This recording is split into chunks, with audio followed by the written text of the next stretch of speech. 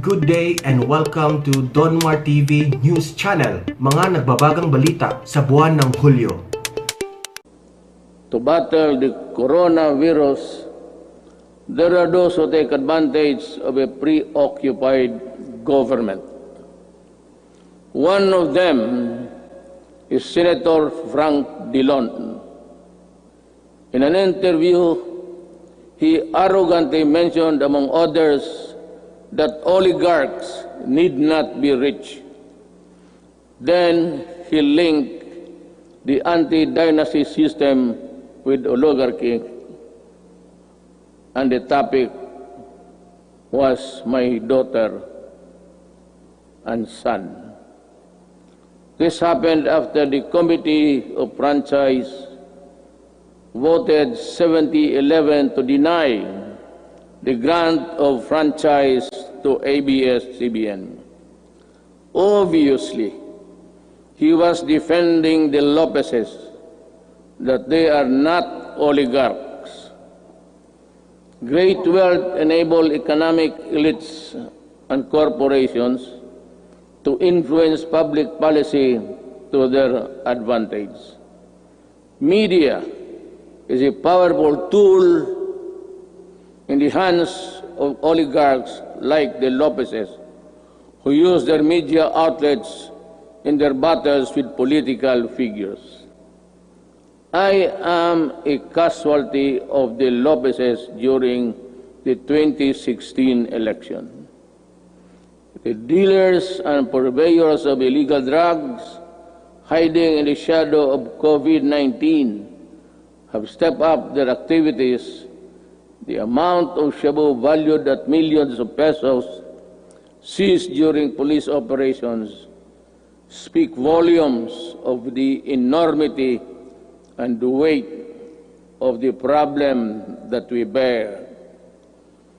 The corrupt, the grafters, and the influence peddlers also take advantage of their fear and confusion that coronavirus generates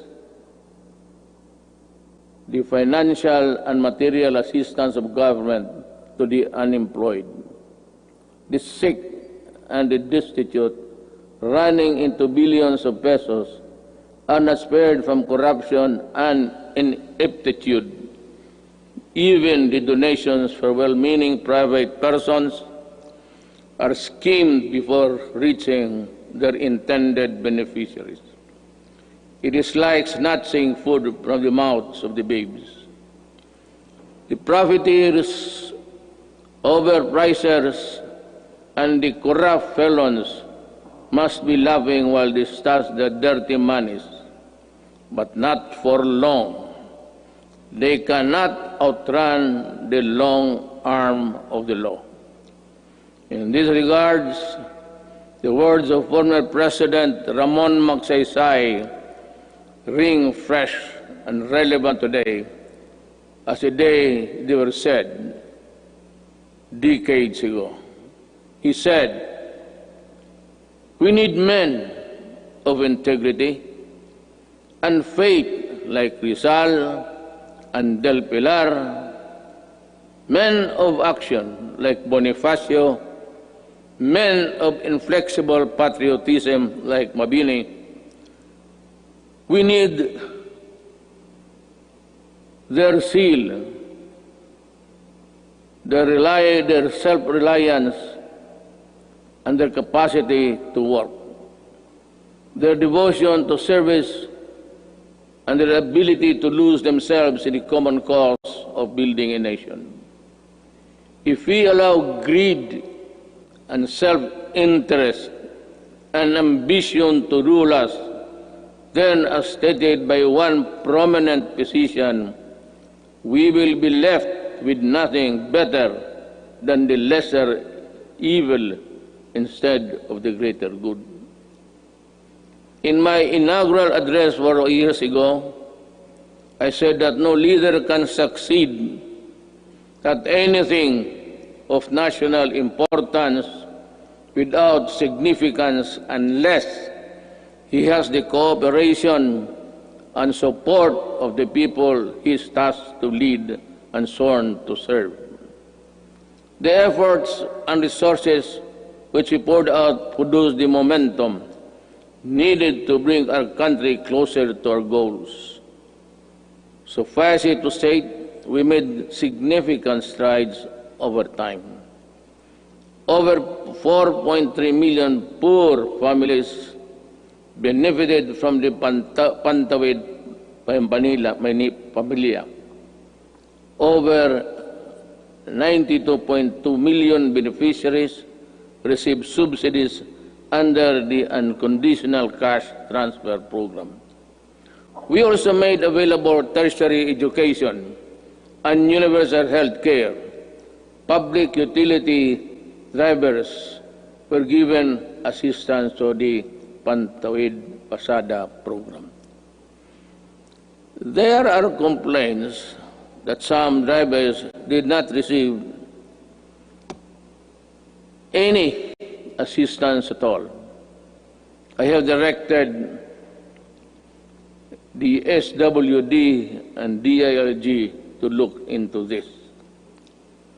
I welcome the passage of the law postponing the barangay and sangguniang kabataan elections. The postponement saved much-needed government funds and ensured the implementation of projects under the current barangay officials. In the hindsight, it also saved us from holding the polls while we dealt and continued to deal with the pandemic. The Malasakit Centers Act has proven to be a great help to our less fortunate citizens needing medical services through one-stop platform in government hospitals. We commend the initiative and work of Senator Bongo in this regard, as well as other significant pieces of legislation as of today. There are 75 Malasakit centers serving Filipinos all over the country. These centers will be of great help in ensuring that our people remain healthy and resilient during these challenging times. The salary and standardization law of 2019 increases the salaries of civilian government workers. I hope that this law will inspire our government workers to perform better and encourage young, brilliant citizens to join public service. I appreciate the law of establishing the National Academy of Sports. We can now give our deserving student athletes the training and the support they need to excel in their chosen field of endeavors.